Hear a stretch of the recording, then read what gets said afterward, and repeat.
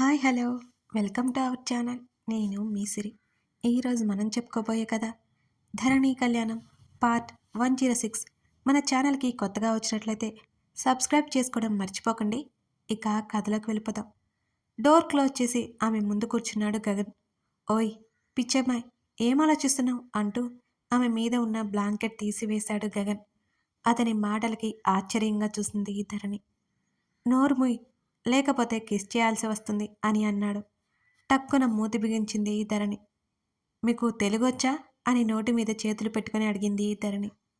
What do you mean అన్నాడు సీరియస్గా చూస్తూ గగన్. అంటే ఇలాంటి పదాలు మీరు యూజ్ చేయడం నేనెప్పుడూ చూడలేదు అని భయపడుతూనే అతన్ని చూసింది ధరణి. తెలుగు బాగా వచ్చు నాకు. నేనేమైనా వేరే స్టేట్ వాన్నా, లేకపోతే వేరే కంట్రీ వాన్నా తెలుగుని అంటూ విసుగ్గా చూశాడు. అవునా, ఆశ్చర్యంగా చూసింది. అవును, ఇప్పుడు ఎలా ఉంది? ఆమె నడుము దగ్గర కాలిన గాయం దగ్గర ఊదుతూ అడిగాడు. పర్లేదు అంది ధరణి. ఆమె చేతిని చేతిలోకి తీసుకోగానే ఏం చేస్తున్నారో అని అడిగింది. డ్రెస్ చేంజ్ చేసుకో, హైదరాబాద్ వెళ్ళిపోతున్నాం అని చెప్పాడు గగన్. అదేంటి అప్పుడే ఎందుకు అని అడిగింది. చెప్పింది చెయ్యి అంటూ బాత్రూమ్ దగ్గర డ్రాప్ చేశాడు గగన్. నేను నడవగలను అని చెప్పింది ధరణి. నువ్వు నడుస్తావా లేదో నాకు కాదు, లిఫ్ట్ చేయాలనిపించింది అని అన్నాడు. నోరు తెరిచి చూసింది అతన్ని. 1/2 అవర్లో బయలుదేరాలి అని అన్నాడు గగన్. అదేంటి, అత్తయ్యతో సాయంత్రం అని చెప్పారు కదా అని అడిగింది ధరణి. నీకు చెవులు వినిపిస్తాయని నాకు తెలుసు. ఇప్పుడు నీకు ఏం చెప్పానో అది మాత్రం గుర్తుపెట్టుకో అంటూ అక్కడి నుంచి బాల్కనీలోకి వెళ్ళిపోయాడు ఫోన్ చేసుకుంటూ గగన్. మూతి తిప్పుకుంది ధరణి. ఇప్పుడు చీర కట్టుకోవాలా, డ్రెస్ వేసుకోవాలా? జర్నీ కదా, డ్రెస్ బాగుంటుంది. బాబోయ్, ఈరోజు ఎన్ని జతలు మార్చాను అనుకుని ధరణి నిట్టూరుస్తూ డ్రెస్ చేంజ్ చేసుకుని బ్యాగ్ సర్దే పనిలో పడింది ధరణి. ఇద్దరు కిందకొచ్చేశారు. ప్రకాష్ మాలవికత చెప్పి ఇద్దరు కారులో స్టార్ట్ అయిపోయారు. గగన్ కార్ డ్రైవ్ చేస్తుంటే అతన్నే చూస్తూ కూర్చుంది ధరణి. ఏం కావాలి అని అడిగాడు గగన్.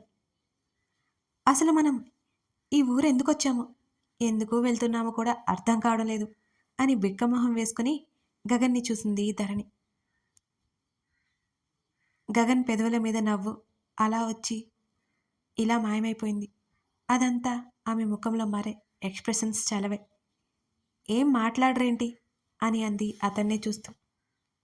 ఏం మాట్లాడాలి అని అడిగాడు గగన్. అలా అంటే నేనేం చెప్పాలి, మళ్ళీ హైదరాబాద్ వెళ్ళే వరకు బోర్ కొడుతుంది అని అంది అతని నుండి చూపు రోడ్డు మీదకి తిప్పుతూ. లంచ్ చేయవా అని అడిగాడు గగన్. అవును కదండి, మర్చిపోయాను. మీరు గుర్తు చేశారు కాబట్టి సరిపోయింది. నాకు ఇప్పుడు ఆకలేస్తుంది అని అంది ధరణి. డౌట్ లేదు అన్నాడు అతను వెంటనే. ఏమైంది, డౌట్ లేదా, ఎందుకు అని అయోమయంగా అతని వైపు చూసింది. తింగరితనానికి కేర్ ఆఫ్ అడ్రస్ నువ్వు అని బెస్ట్ కాంప్లిమెంట్ ఒకటిచ్చాడు ఆమెకి గగన్. గుర్తు చేస్తే ఆకలి వేయడం ఏంటి అనేది అతని ఆలోచన. మీరు తప్ప నన్ను ఎవరు అలా అనలేదు, నేను చాలా చాలా ఇంటెలిజెంట్ అంటారు అందరూ అని గర్వంగా చెప్పింది ధరణి.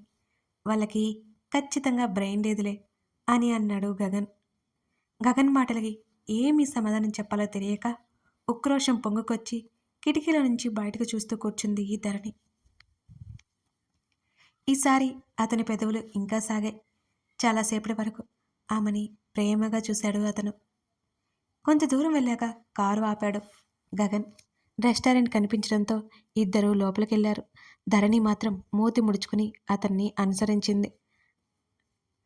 ఈవినింగ్కి హైదరాబాద్కి వెళ్ళిపోయారు ఇద్దరు. ఈవినింగ్ జాను వాళ్ళ ఇంటికి వెళ్ళారు. జాను, ఆంటీ రావడానికి ఎంత టైం పడుతుంది అని అడిగాడు దేవ్. అలా ఏం లేదు దేవ్, ఎప్పుడో ఇంటికి వచ్చి ఉంటుంది, బయటికి వెళ్ళి ఉండొచ్చు అని చెప్పింది జాను. ఆంటీ నన్ను యాక్సెప్ట్ చేస్తారా అని కాస్త కంగారుగానే అడిగాడు దేవ్. నీకు ఆ డౌట్ ఎందుకు వచ్చింది? తాళం తీసి దేవ్తో పాటు ఇంట్లోకి నడుస్తూ అడిగింది జాను. ఏం లేదు జాను, అంటే ఇన్ని రోజులు వద్దన్నాను కదా, ఇప్పుడు సడన్గా నీతో పెళ్ళి అంటే ఆంటీ ఎలా ఫీల్ అవుతారో కొంచెం భయంగానే ఉంది నాకు అని చెప్పాడు దేవ్. ఏం కాదులే, నేను చూసుకుంటాను కదా. కాఫీనా టీనా అని అడిగింది జాను. ఇప్పుడేం వద్దు జాను అంటూ ఫ్రిడ్జ్లో నుంచి వాటర్ బాటిల్ తీసుకువచ్చి దేవ్కి ఇచ్చింది జాను.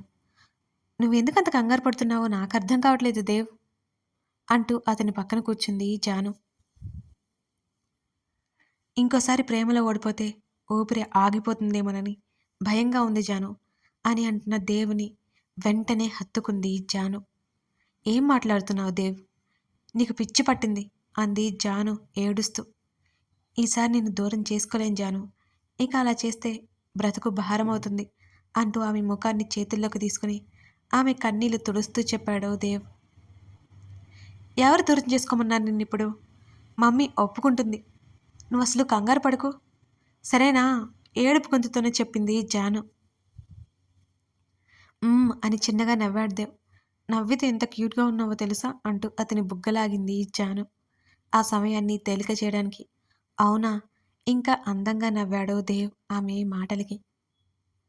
ఈ క్యూట్నెస్కి నేను పడిపోయింది అంటూ కన్ను కొట్టింది జాను. అల్లరమ్మాయి అంటూ ఆమె తల మీద నిమిరాడు Dev. I'm innocent girl you know అని మూతి ముడుచుకుని చెప్పింది జాను. సరే ఒప్పుకుంటున్నా అని అన్నాడు దేవ్ కూడా నవ్వుతూ. ఇంకో గంట వెయిట్ చేశాడు దేవ్. జాను, రేపు మార్నింగ్ వస్తాను, ఆంటీతో మాట్లాడాలి అని చెప్పు, నేను ఇంటికి వెళ్ళాలి అని అన్నాడు దేవ్. ఇంపార్టెంట్ వర్క్ ఉందా, మమ్మీ వచ్చే వరకు ఉండొచ్చు కదా అని అడిగింది జాను. లేదు జాను, నైట్ అయిపోయింది కదా, ఇలా ఉండడం బాగోదు, బాయ్ అంటూ సోఫాలో నుంచి పైకి లేచాడు దేవ్. ఒకసారి దేవ్ని మనసారా హత్తుకుని త్వరగా పెళ్లి చేసుకుందాం సరేనా అని అడిగింది జాను. సరే అన్నాడు దేవ్ కూడా. అడగడం మర్చిపోయాను, దాత్రి ఫోన్ స్విచ్ ఆఫ్ వస్తోంది, ఎలా ఉందో తెలుసుకో, మీ యాంగ్రీమెన్ బాగానే చూసుకుంటున్నాడా అని సందేహం వెళ్ళబుచ్చింది జాను. నువ్వేం దిగులు పడుకు, సూర్యతో పాటు అంకుల్ ఆంటీ కూడా దాత్రిని బాగా చూసుకుంటారు సరేనా అన్నాడు. అవునా, అలా అయితే పర్లేదులే, అత్తగారు బాగా చూసుకుంటే ఇంకేమైంది, దాత్రికి కాస్త రిలీఫ్గా ఉంటుంది అని చెప్పింది. అన్నాడు. నీ ఫ్రెండ్స్ ఇద్దరు మంచి వైఫ్ అండ్ హస్బెండ్ అయిపోయారు, మనం కూడా త్వరగా వైఫ్ అండ్ హస్బెండ్ అవ్వాలి అని సిగ్గుపడుతూ చెప్పింది జాను. జాను, ఇలా సిగ్గుపడడం నీకు సూట్ కాలేదు, ప్లీజ్ ఆపే అన్నాడు దేవ్. కోపంగా చూసింది అతన్ని. మన పెళ్లి జరిగాక సిగ్గుపడదులే అంటూ ఆమె కళ్ళల్లోకి చూశాడు దేవ్. కనిపించవు కానీ నువ్వు ఇన్నోసెంట్ కాదు, నాటీ బాయ్ అని అంది జాను. ఇలాంటి బిరుదులు నాకివ్వకు తల్లి, వినడానికే భయంగా ఉంది అని అన్నాడు దేవ్ నీరసంగా ముఖం పెట్టి. జాను నవ్వేసింది అతని మాటలకి. దేవ్ ఇంటికి బయలుదేరిపోయాడు. డాడీ, అంకుల్ ఆంటీ ఒప్పుకున్నారా అని ఎంతో ఆతృతగా అడిగాడు సూర్య. అంకుల్ నీ గురించైతే మాట్లాడొద్దని చెప్పారు సూర్య, నేను కేవలం తన ఫ్రెండ్గా వస్తే అంటూ చెప్తున్న అశోక్ మాటలను మధ్యలోనే ఆపేస్తూ వస్తే అని అనుమానంగా అడిగాడు సూర్య. కేవలం వాడి ఫ్రెండ్గా వస్తే ఇంట్లో ఉండమని అన్నాడు, నీకు డాడీగా వస్తే ఈ క్షణమే బయటికి వెళ్ళిపోవాలని చెప్పాడు సూర్య, అందుకే వాడికి ఫ్రెండ్గా వాడింట్లో ఉన్నాను అని చెప్పాడు అశోక్. డాడీ, ఇది అన్యాయం అని సూర్య దీనంగా అన్నాడు. ప్రస్తుతానికి నాకు న్యాయంగానే ఉంది, చాలా రోజుల తర్వాత నా ఫ్రెండ్ని కలిశాను, ఎంజాయ్ చేయాలిరా సూర్య, నువ్వు ముందు ఫోన్ పెట్టే అని అన్నాడు అశోక్. డాడీ అని అరిచాడు సూర్య. సూర్య, నీతో తర్వాత మాట్లాడతాను అంటూ వెంటనే కాల్ కట్ చేశాడు అశోక్. సూర్య ఉసూరుమన్నాడు. డాడీ అసహనంగా అటు ఇటు తిరుగుతూ, డాడీ ఎందుకు వెళ్ళారు, ఏం చేస్తున్నారు, చిన్నపిల్లలాగా బిహేవ్ చేస్తున్నారు అని అంతే అసహనంగా అనుకుంటూ దాత్రి కోసం హాల్లోకి వెళ్ళాడు సూర్య. అక్కడ దాత్రి కనిపించలేదు. ఇద్దరు డిన్నర్ చేసి పైకొచ్చారు. సూర్య బాల్కనీల నుంచి కాల్ మాట్లాడి రూమ్లోకి వెళ్ళాడు. దాత్రి కనిపించలేదు. మళ్ళీ హాల్లోకి వెళ్ళినా కనిపించలేదు. ఇల్లంతా శోధించి టెర్రస్ మీదకి అడుగులు వేశాడు, ఓవైపు కంగారు పడుతూనే. ధాత్రి అంటూ చీకటిగా ఉన్న టెర్రస్ మీద కళ్ళతోనే చుట్టూ పరికిచ్చి పిలిచాడు సూర్య. ఎక్కడే ఉన్నాను అని చెప్పింది ధాత్రి. పిట్టగోడ దగ్గర నిలబడి ఉంది ఆమె. కాస్త కంగారు తగ్గి ఆమె వైపు అడుగులు వేశాడు సూర్య. వింతైన పరిమళం అతని ముక్కుపుటాలను తాకింది ఆ క్షణం. విందు భోజనం వడ్డించి ఊరించి తినకుండా ఆస్వాదించమంటుంది. నా పరిస్థితి పగవాడికి కూడా రాకూడదు అనుకుంటూ ధాత్రిని వెనక నుంచి హత్తుకున్నాడు సూర్య. చీరలా ఉంది అని అర్థమైంది అతనికి. ఆమె జడలో మల్లెపూలను గాఢంగా పీల్చి ఆమె భుజం మీద తలవాల్చి, ఇక్కడున్నావేంటి అని అడిగాడు సూర్య. ఆమె నడుముని చుట్టుకున్న అతని చేతి మీద గట్టిగా పట్టు బిగించి కళ్ళు మూసుకొని అతని భుజం దగ్గర వెనకగా తలవాల్చింది ధాత్రి. ఏమైంది ఇక్కడున్నావు అని అడిగాడు సూర్య. ధాత్రికి వాళ్ళ అమ్మ నాన్నలు గుర్తొచ్చి బాధపడుతుందేమోనని అతని భయం. చల్లగాలి వస్తుంటే ఊరికే ఇక్కడికి వచ్చాను, బాగుంది కదా అని అంది.